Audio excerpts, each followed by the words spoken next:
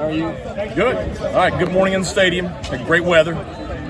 Big day today. Got a large group of sophomores and juniors on campus for junior day today. So they get to see part of practice.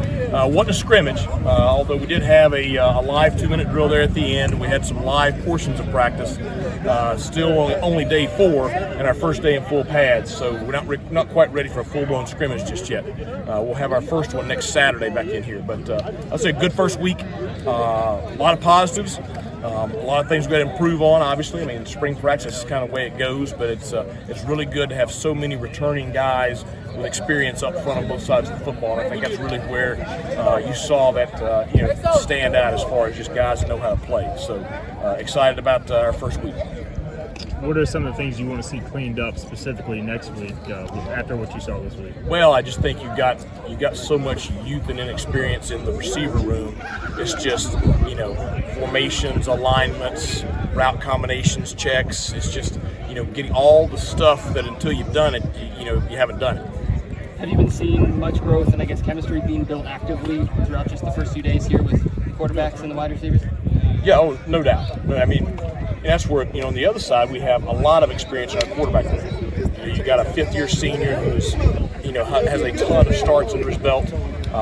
You have a couple of really solid backups that are talented kids that have been in the program for multiple years. So, I mean, you're really in good shape there in that room.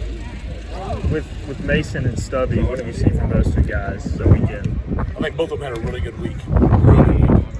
I've just been very, very pleased with both of them. I think Stubby is just throwing the football so well right now. I thought Mason had a really solid 2-minute drill there at the end.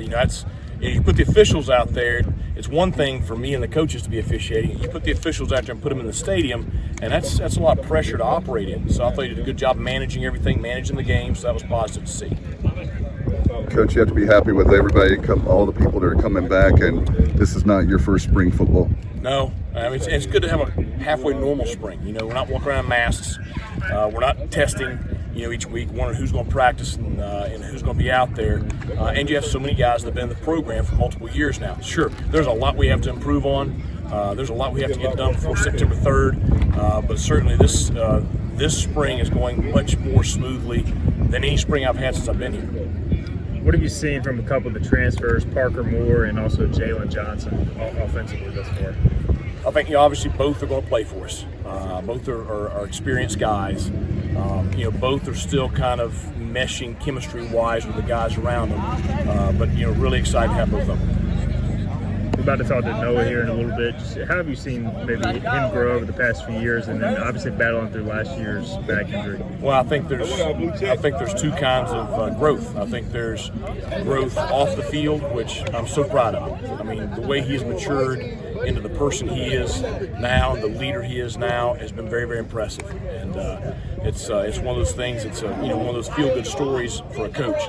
On the field, I mean, he's playing as well as I've ever seen him play right now. I think he looks like an all-conference player, and he looks like a guy that you can really build a solid offensive line around.